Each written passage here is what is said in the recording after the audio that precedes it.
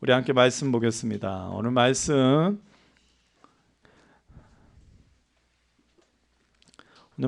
신약성경 마태복음 6장 25절에서 34절입니다. 우리가 보는 새번역은 9페이지가 되고요.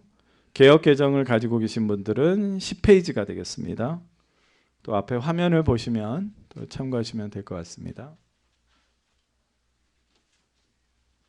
마태복음 6장 25절에서 34절입니다. 새번역 9페이지입니다. 다 찾으신 줄로 알고 함께 교독하도록 하겠습니다. 그러므로 내가 너희에게 말한다.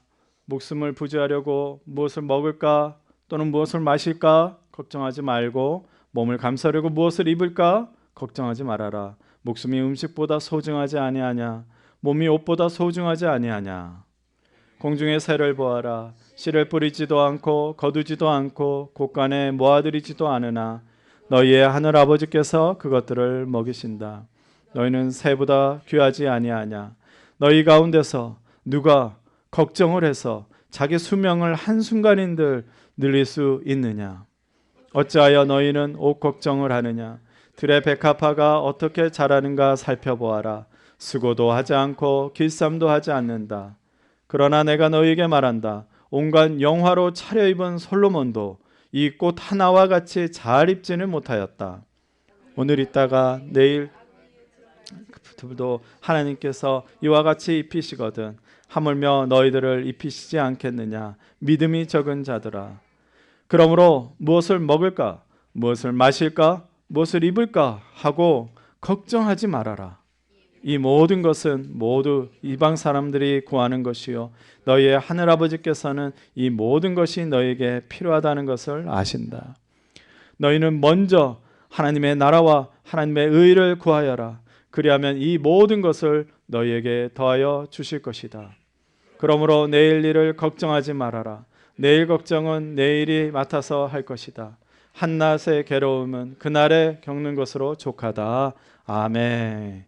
고백합시다. 주님의 말씀은 내 발의 등불입니다. 내 길의 빛입니다. 내 마음의 기쁨입니다. 아멘. 아멘. 9월 마지막 주일입니다. 가을이 된 것 같아요.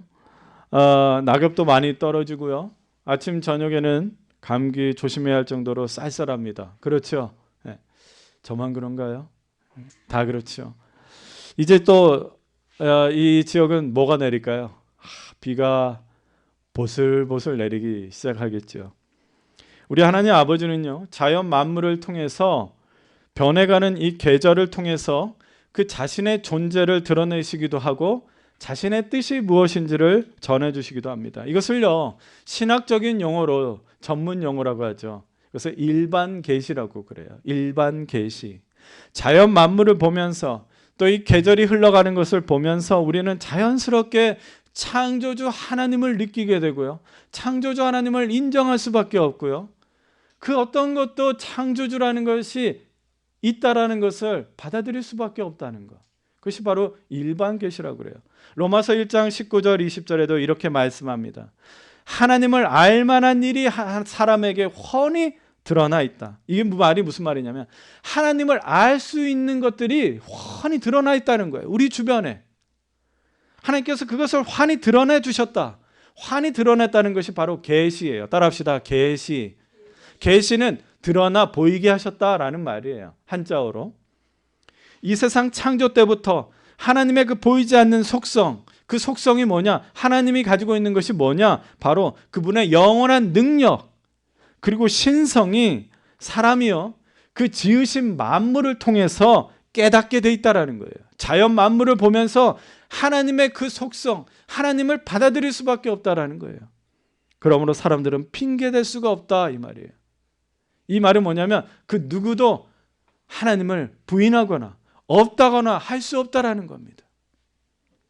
우리는 이 자연 만물을 보면서 능력의 하나님, 창조주의 하나님을 느낄 수가 있습니다. 사람의 능력으로 만들어낼 수 없는 이 경이로운 자연 만물을 보면서 잠깐 광고할 게 있어요. 제 이 말씀을 전하기 전에 여러분 영어가 익숙한 분은 QR코드를 찍으시면 영어 스크립트가 나옵니다. 스티븐, yeah, take a picture. Yeah. 또 영어가 익숙하신 분들은 네, QR 코드. 얼마나 앞서가는 시대입니까? 박수 한번 주세요.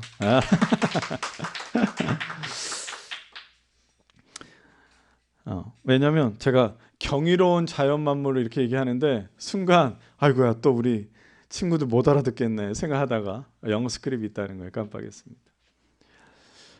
우리가 할 수 있는 것이 있어요. 이 경이로운 자연 만물을 보면서 하나님을 인정하죠. 그러면서 우리가 할 수 있는 건 뭐예요? 감탄밖에 없어요. 감탄. 우리 예쁜 자연 만물 보면 뭐부터 해요, 여러분? 이거는 이렇게 막 감탄밖에 할 수 없어요. 어떤 감탄입니까? 창조주 하나님을 향한 찬양이에요. 여러분 찬양이 어려운 줄 아세요? 감탄하세요. 어머나 나한테 이런 일이, 어머나 나한테 이런 사람이, 어머나 이렇게 나한테 남자친구가, 감탄하세요. 그것이 하나님을 찬양하고 인정하는 것입니다. 누가 여름이 오고 가을이 오게 했습니까? 누가 낙엽을 떨어뜨리고 쌀쌀한 날씨를 허락하실 수 있겠습니까? 우리가 할 수 있는 것은 감탄뿐입니다. 찬양뿐입니다. 그래서 오늘 찬양이 다 그거였어요. Shout to the Lord. 우리는 소리치는 것밖에 안 돼요. 하나님의 그 경이로움과 파워와 매저스티를 그냥 우리는 praise to the King. 그런데 우리의 현실은요, 감탄과 찬양보다는 불평과 불만이 많은 것 같습니다. 저 역시 떨어진 낙엽을 보면서, 떨어진 낙엽이 어린이집에 수북히 쌓일 때 불평과 불만이 나오겠죠. 보슬보슬 비가 내리지만 차가 그냥 얼룩이 지면 세차를 해야겠네 그러면서 막 불평이 내고,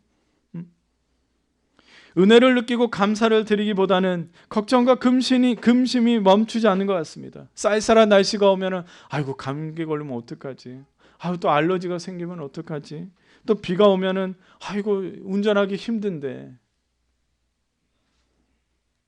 여러분, 우리 하나님 아버지는 우리에게 자연 만물을 누리며 살아가는 그 은혜를 베풀어 주셨습니다. 하나님 아버지께서 여름이 오고 가을이 오게 하신 이유가 뭘까요? 왜 여름이 오고 가을이 오게 하셨을까요? 하나님 아버지는 무엇을 원하셔서 쌀쌀한 날씨에 우리에게 그 낙엽을 밟게 하셨을까요? 하나님 아버지는요, 우리가 이 자연 만물을 누리며 살기를 원하세요. 하나님 아버지는 그 은혜의 스케줄에 따라서 우리가 불평하고 불만하고 걱정하고 두려워하는 것이 아니라 감탄하고 찬양하고 감사하며 살기를 원하십니다. 그러므로 이제 낙엽이 떨어집니다. 감탄하십시오. 여러분, 자존감이 좋고요, 정신건강이 좋은, 멘탈이 건강한 사람은요, 특징이 하나 있대요. 무슨 특징인지 아세요? 자연을 보고 감탄하고 좋아한대요. 쌀쌀한 아침에 출근하면서 감기 걱정하지 마시고요, 찬양하십시오. 벌써 10월이 온 것에서 아이고 한 것도 없는데 벌써 10월이야, 그렇게 허무해하지 마시고 감사하십시오. 자연 만물과 변하는 계절을 통해서 하나님 아버지는 우리가 받고 있는 그 은혜를 알기를 원하고 누리기를 원합니다. 여러분, 좌우 앞뒤에 있는 분들과 한번 얼굴 한번 보시면서 인사하십시오. 가을이 와서 기쁩니다. 젊은 사람들은 그럴 수도 있어요. 목사님, 전 가을이 오면 외로워요.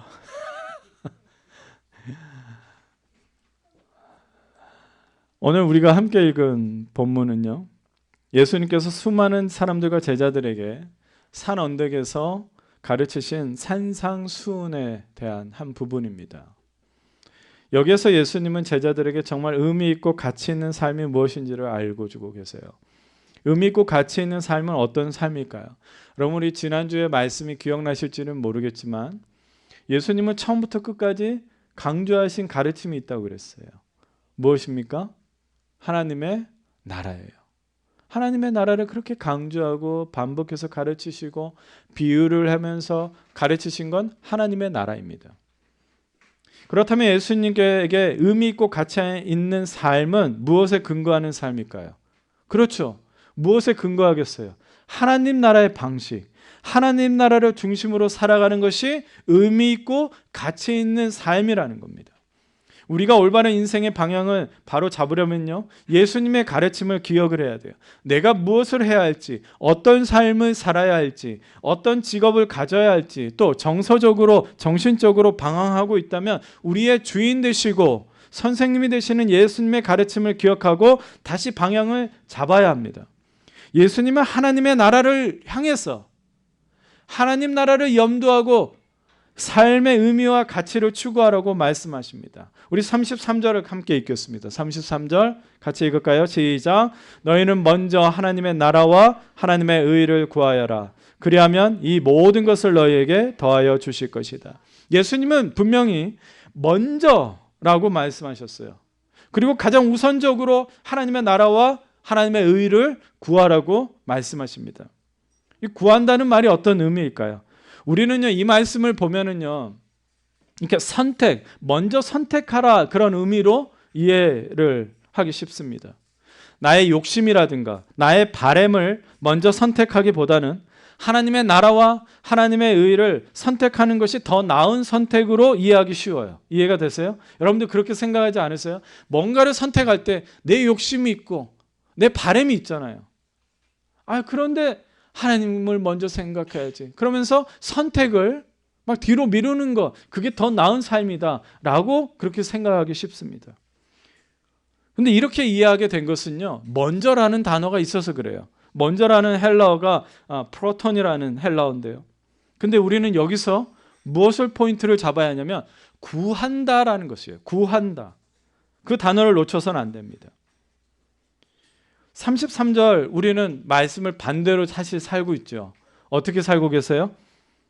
나에게 필요한 것, 내게 원하는 것, 내가 바라고 기다리는 것이 먼저 이루어지기를 원하지 않습니까?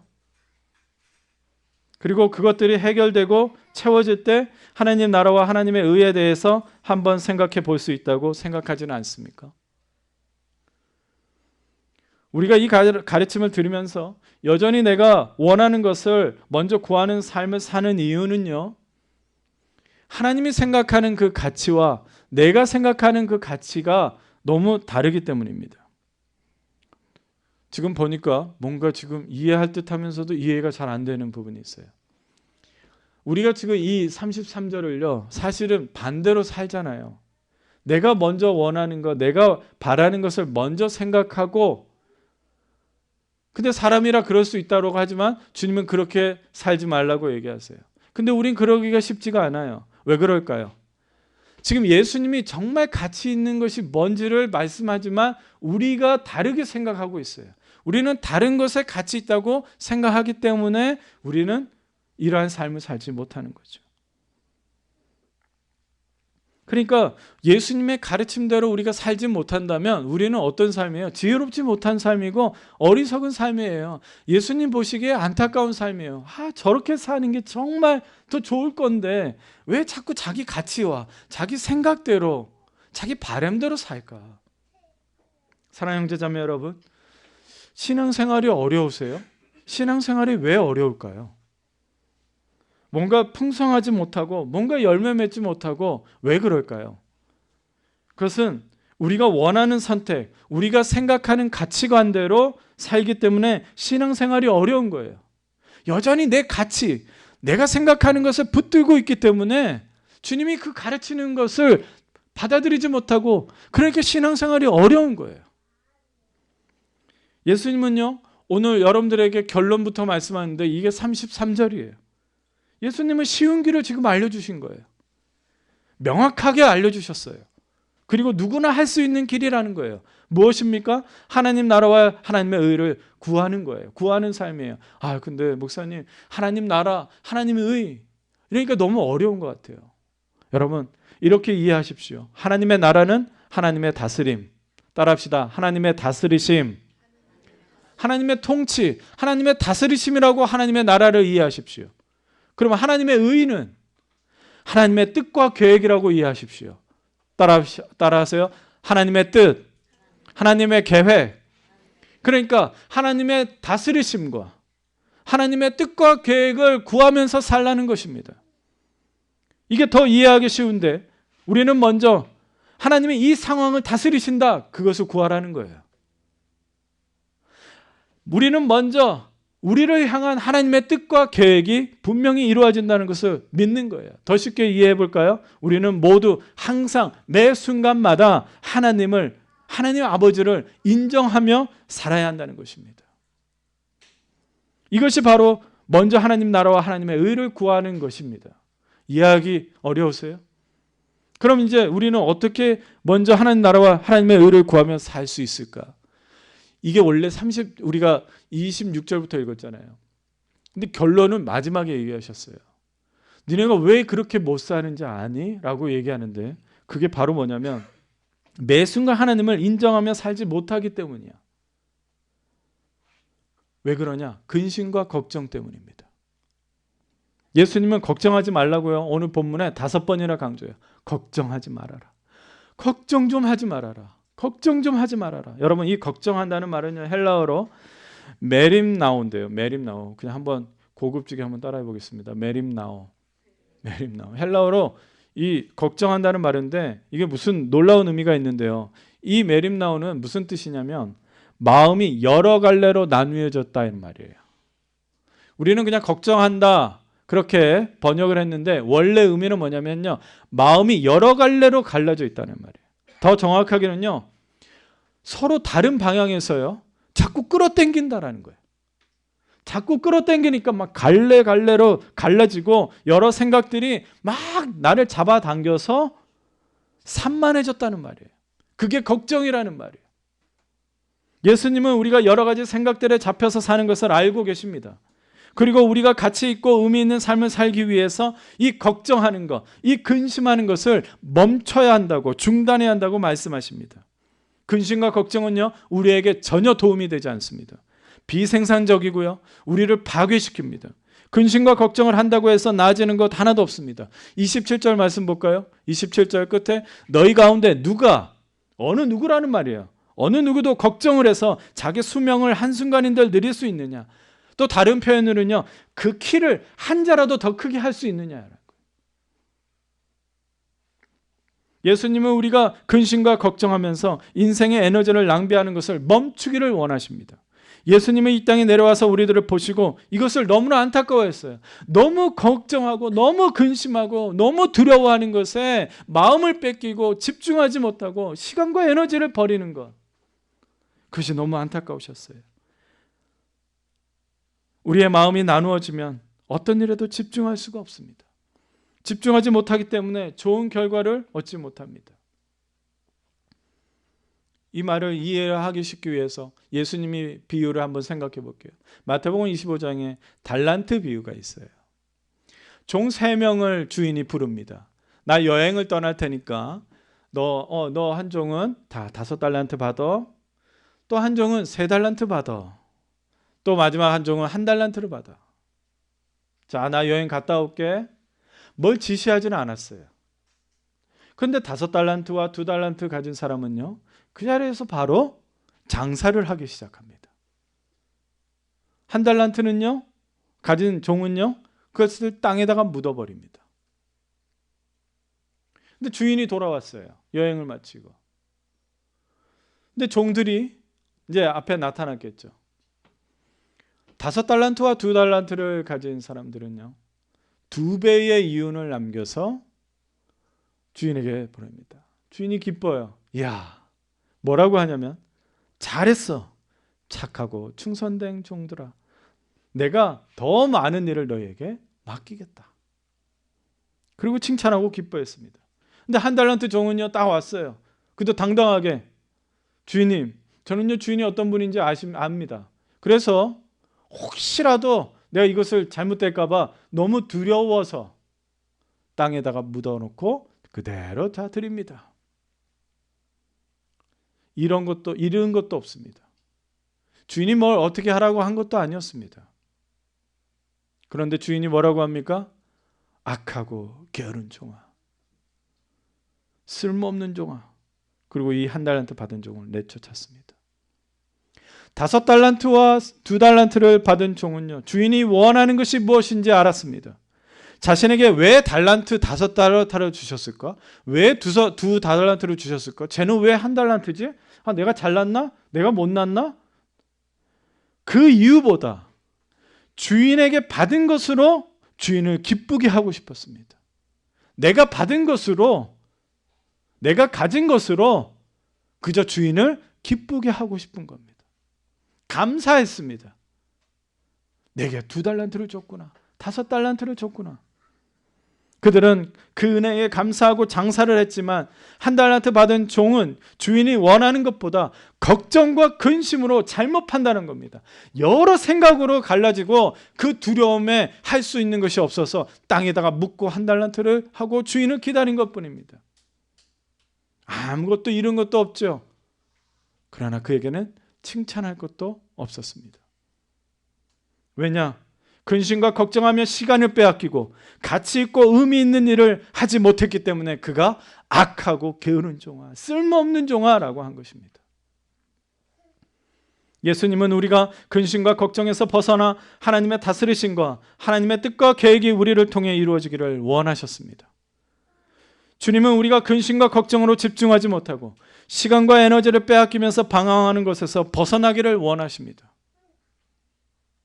또 이해하기 쉽기 위해서 한 장면을 또 누가복음의 10장에 예수님은요, 마르다, 마리아 그리고 나사로 이 남매와 참 친하게 지내셨어요. 이 남매는요, 베다니라고 하는 지역에서 늘 살았거든요. 그래서 예수님은 이렇게 여행하다가 베다니만 가면은 꼭 이 남매 집에 갔어요. 자, 오늘도 어느 날 예수님이 제자들과 함께 마르다, 마리아의 집에 놀러 왔습니다. 마르다와 마리아는 예수님의 방문이 너무 기뻤죠. 그래서 마르다는요, 바로 부엌에 들어가서 바쁘게 준비했어요. 분주했어요. 근데 마리아는 예수님의 발 앞에 앉아서 말씀을 듣기 바빴습니다. 마르다는요, 자기를 도와주지 않는 마리아가 못마땅했어요. 그래서 마르다가 예수님에게 와서 말했어요. 얼마나 친하면, 예수님 잠깐만요. 야, 이거는 상식적으로 이건 아니지 않습니까? 이러면서 얘기를 한 거예요. 주님, 내 동생이 나 혼자 일하게 두는 것 아무렇지 않게 생각하세요? 가서 거들어 주라고 내 동생 마리아에게 좀 말해주세요. 이렇게 얘기한 거예요. 정말 친하죠. 근데 예수님이 마르다에게 이렇게 대답을 하세요. 누가복음 10장 41절 42절. 그러나 주님께서는 마르다에게 대답하셨다. 마르다야, 마르다야, 너는 많은 일로 염려하며 들떠 있다. 이 단어가 아까 말하는 걱정한다의 메림나어예요. 그러나 주님의 일은 많지 않거나 하나뿐이야. 그러니까 선택하라는 거예요. 마리아는 좋은 몫을 택하였다. 그러나 아무도 그것을 그에게서 빼앗지 못할 것이다. 여러분, 여기가 기가 막힌 단어 표현인 게 뭐냐면요, 우리가 먼저 하나님을 인정하고 하나님의 다스리심을 받아들이고 하나님의 것을 생각을 할 때에 그 어떤 것도 빼앗을 수가 없다는 거예요. 예수님은 마르다의 어떤 부분을 지적한 거예요? 많은 일로 염려하는 거예요. 마르다는 마음이 많은 일로 나누어졌어요. 마르다는 분주했지만 예수님이 보시기에는요, 생산적인 일을 하지 못하고 있는 거예요. 스스로 마음이 파괴되고 있는 거예요. 이 시간과 에너지는 헛되다는 거예요. 마르다는 무엇에 마음이 뺏겼어요? 무엇을 먹을까? 무엇을 마실까? 무엇을 입을까? 그 걱정을 한 겁니다. 예수님은 마르다가 많은 일로 근심하며 걱정하는 것을 원하지 않으셨어요. 예수님은 마리아가 좋은 것을 선택했다고 말씀하셨어요. 무엇을 선택한 거죠? 마리아는요, 예수님 한 분만으로 만족한 거예요. 마리아는 예수님의 말씀을 통해서 하나님 나라와 하나님의 의를 구한 것입니다. 사랑하는 형제자매 여러분, 오늘 우리가 배워야 하는 남들과 달라지는 그 첫걸음이 무엇입니까? 주님은 우리가 걱정과 근심에서 벗어나서 하나님 아버지에게 집중하기를 원하십니다. 주님은 나누어진 마음으로 사는 것을 멈추라고 말씀하십니다. 31절 32절 우리 같이 읽을까요? 시작. 그러므로 무엇을 먹을까? 무엇을 마실까? 무엇을 입을까? 하고 걱정하지 말아라.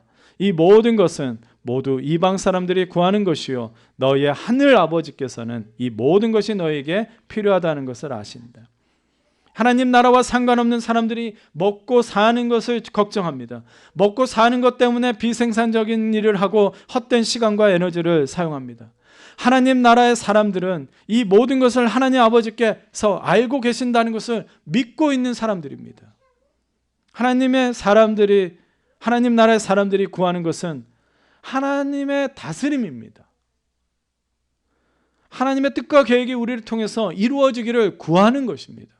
제가 매일마다 에버그린 공동체를 위해서 한 번도 빠짐없고 기도하는 것이 있습니다.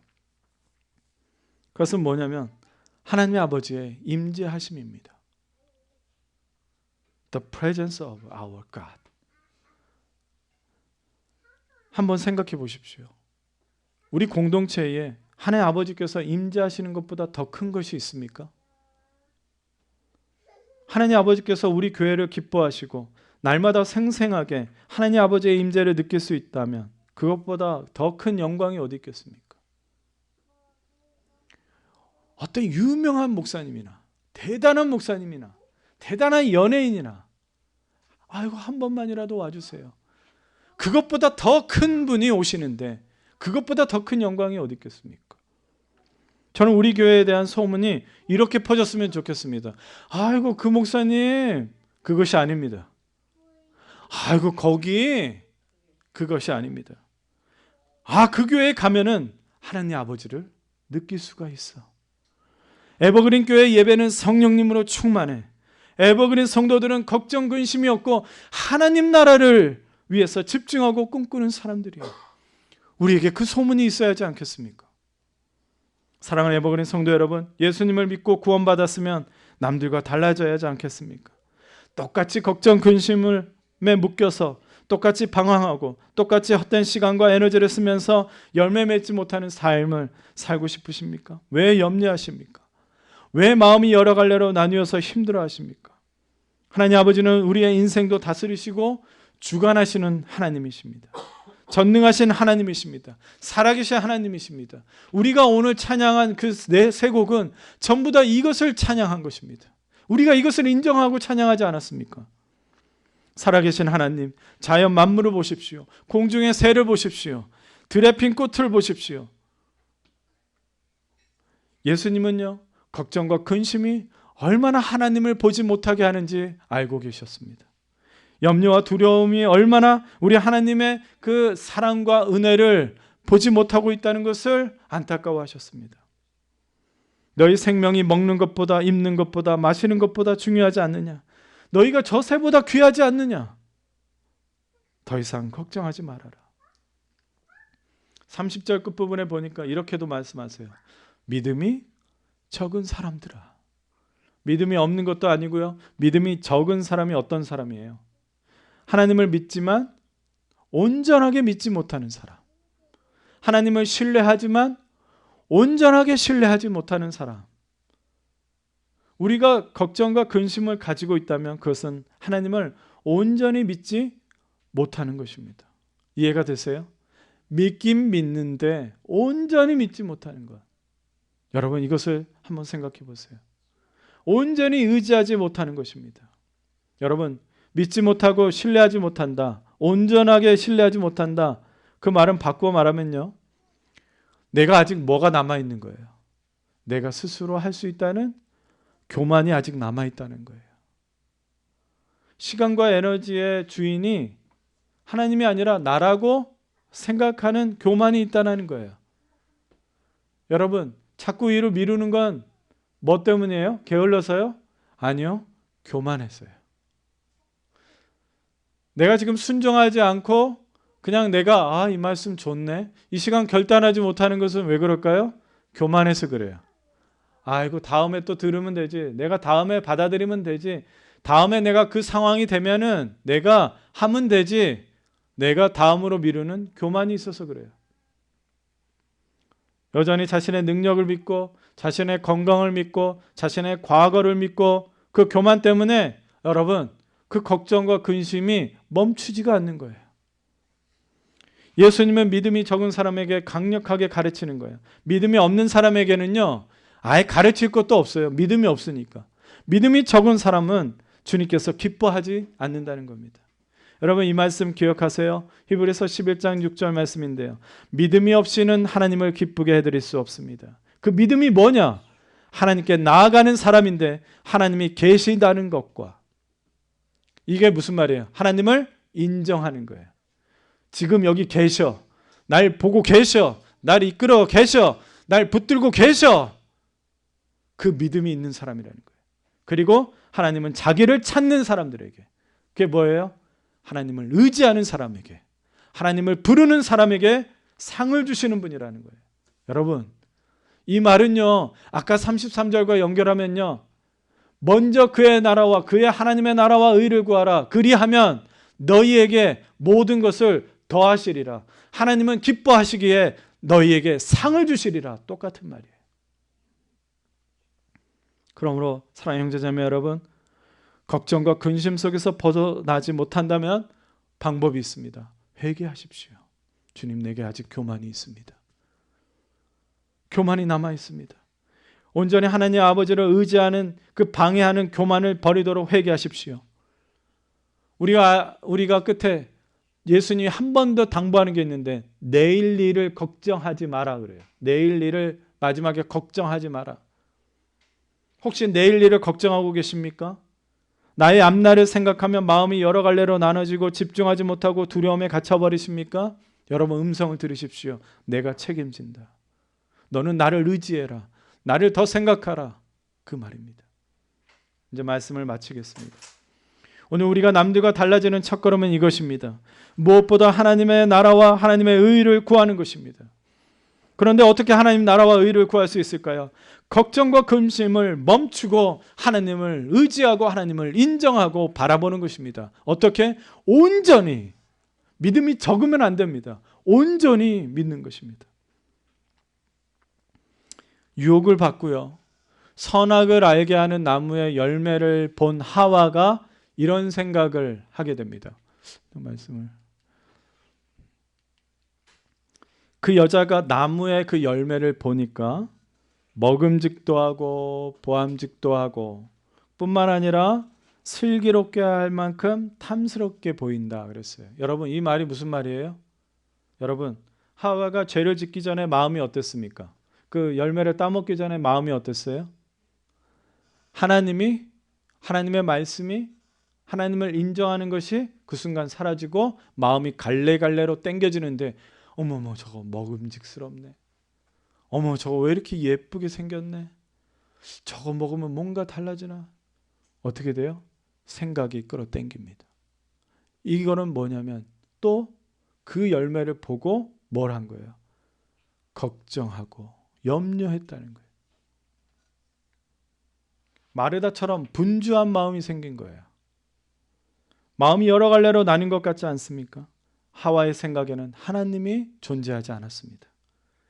걱정하고 근심하면서, 예수님은 오늘 우리에게 가장 쉽고 간단하게 가치 있고 의미 있는 삶을 사는 방법을 알려주셨습니다. 적극적으로 하나님을 인정하는 것입니다. 더 온전하게 하나님을 믿고 신뢰하는 것입니다. 그것이 먼저 하나님의 나라와 의를 구하는 삶입니다. 그리고 약속하셨습니다. 그리하면 이 모든 것을 너에게 더하여 주실 것이다. 여러분, 우리에게 하나님을 구하는 그러한 믿음, 결단이 있기를 바랍니다. 어디를 가든지 주님을 찾으십시오. 하나님을 찾는 자에게 상을 주시는 분이십니다. 주님께서 오늘 이 말씀 여러분들에게 걱정과 두려움이, 근심이 멈춰지는 놀라운 역사가 있을 줄로 믿습니다. 기도하겠습니다. 하나님, 오늘 우리에게 말씀을 통하여서 내 삶이 지금 어떤지 알게 해주셔서 감사합니다. 걱정과 근심이 왜 이렇게 멈추지 않았는가 했더니 내가 여전히 예수님의 그 말씀을 따르지 않고 내 생각과 내 경험과 내 힘대로 생각했습니다. 왜 내가 풍성하게 살지 못하는가 했더니 내가 온전하게 주님을 바라보지 않았습니다. 주님, 이 시간에 이제 근심과 걱정을 멈추고 주님이 기뻐하시는 그 나라를 꿈꾸며 살아가게 하여 주시옵소서. 감사합니다. 예수님의 이름으로 기도드립니다. 아멘. 아멘. 하나님, 사랑하는 가족들과 주일 점심을 함께합니다. 모두 건강하게 하시고 우리의 교제 속에서 우리 대화 속에서 또 함께하시고 우리 안에 또 귀한 친교의 시간 되게 하여 주시옵소서. 준비한 손길도 기억하여 주시고 주님께서 함께하심에 축복이 있게 하여 주시옵소서. 예수님의 이름으로 기도드립니다. Julia, she was next to me, not front of me. 오늘 밖으로 외식 안 갔어요. 자, 오늘 설렁탕은요 우리 황선자 권사님께서 우리 협찬해 사모님 주셔서 두 그릇 예약해 놓을게요. 저 혼자. 드시라고 그랬더니 기름 하나.